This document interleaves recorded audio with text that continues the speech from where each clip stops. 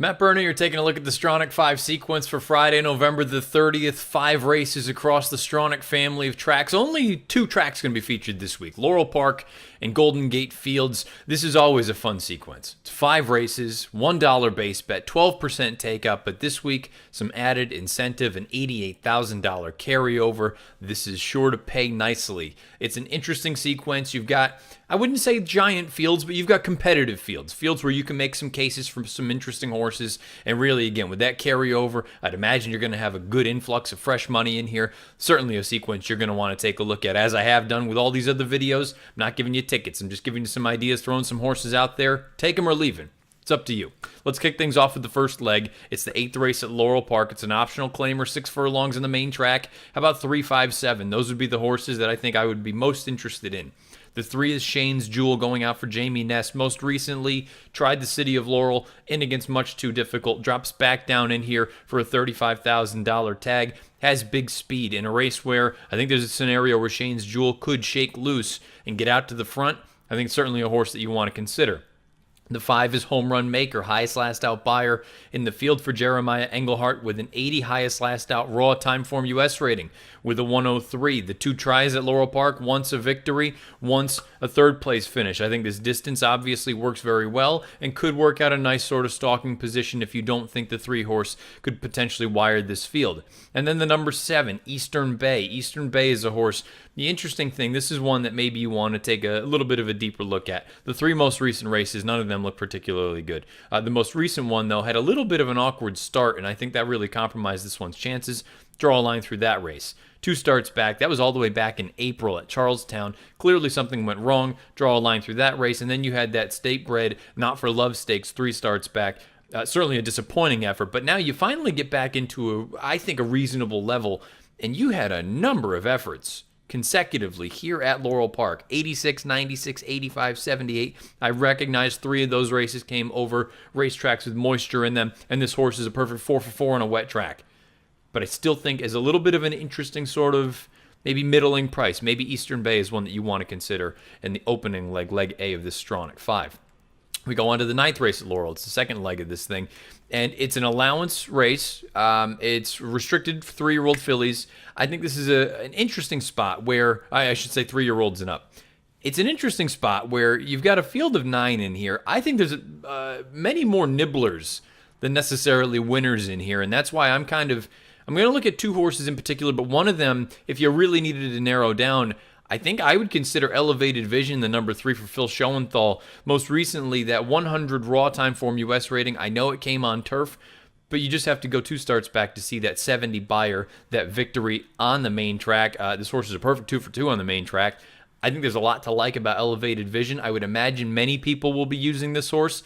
It's up to you now to decide how much weight you want to put on a horse like this. If not this horse, then I think the number 1 proportionality is interesting for Ray Handel, coming in here. Most recently ran at Churchill Downs, 2 back at Keeneland, 3 back at Belmont.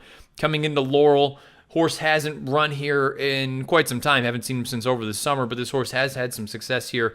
2 for 8 overall, and now gets in with this restricted group here as a Maryland bred. I think proportionality would be one that you want to at least consider, at the very least, maybe as a backup, if not actually using outright as a main play. The 3rd leg of this sequence, we go out to Golden Gate Fields for their 2nd race. It's a beaten claiming event, $6,250 is the level. 2 horses that I would be most intrigued with, the 5 and the 8. The 5 horse in here is Hank the Tank. Hank the Tank goes out for Jerry Hollendorfer. I thought the most recent effort was fair enough.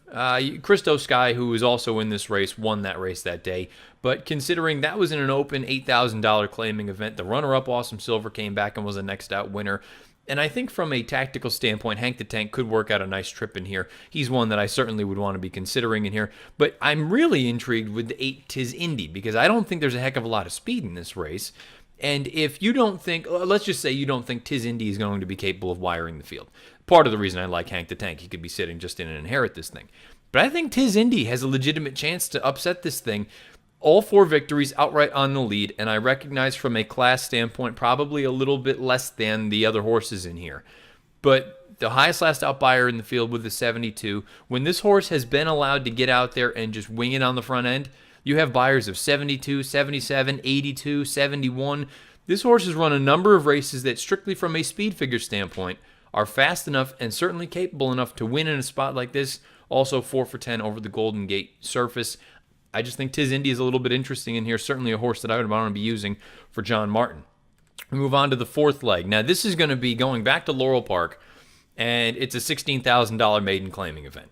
If I needed to pick one horse or look at one horse, I don't even want to say that. I think this is a very, very wide open race, and I'm sure some people will just be looking at it from the figures and say Try Poker makes sense, Variance makes sense, Broadway Trooper makes sense. I don't necessarily trust any of them. So this to me is going to be a spread race. One horse that I do find intriguing, and again, maybe you will agree, maybe you won't, is the number 6, My Lady Charlotte. My Lady Charlotte debuted for a maiden $25,000 tag, drops in here for 16. Horse was bet down to 6-1 in that career debut. Caught a sloppy sealed track and never picked her feet up. Now, it could just be a matter of she can't run, or it could be an instance where, you know what, maybe she just really despised the wet track, and maybe getting back to, hopefully, fingers crossed, a fast main track will be to her liking. Again, a little bit of an outside-the-box kind of look at a horse like this, but in a race that's wide open, she's certainly one that I would be considering. That's the 6, My Lady Charlotte. And then we get to the payoff leg. And I would imagine, even if this thing is relatively chalky, you should be looking at some decent enough payouts. We go back to Golden Gate Fields for their third race. It's a non-winners of 2 other than $8,000 claiming event. 2 horses that I would be most intrigued with. The 2, Atticism, and the number 10 on the far outside, General Mach 4. Let's start with General Mach 4. I just feel like from a tactical standpoint, I think there's quite a bit of speed in this race. I think General Mach 4 with that outside draw has shown in the past the ability to sit and still be effective. I think there are a lot of things pointing toward a horse like this. Most recently, a 71 buyer stacks up very, very well and very competitive in a field like this. If not General Mach 4, the 2-horse Atticism I'm very intrigued by, because not only is this one a proven winner, likes to win races, likes the Golden Gate Fields main track, 3 of 12 overall, 7 other times second or third, but Victor Trujillo is the trainer. And 2 starts back, Victor Trujillo was the trainer of this horse when he got claimed away for the $5,000 tag. Most recently, back in the $5,000 level, they reclaimed this horse with the same ownership of Victor Trujillo and Jose Paredes. I feel like this is an instance where they clearly wanted this horse back. They like this horse. He can run a little bit. He's talented. He fits at this level. This is his bread and butter. I think you have to be considering a horse like Atticism, the number 2 horse, in the final leg of this Stronach 5 sequence on Friday, November the 30th. Again, it's always fun. It's a $1 base bet, a 12% takeout, and this week, added incentive to play if you haven't played in the past, $88,000 carryover, kicking things off with the first leg of the Stronach 5. It's all Laurel and it's all Golden Gate Fields. First leg of this sequence kicks off with the 8th race at Laurel Park on Friday afternoon. Scheduled post time, 3:21 Eastern. Good luck.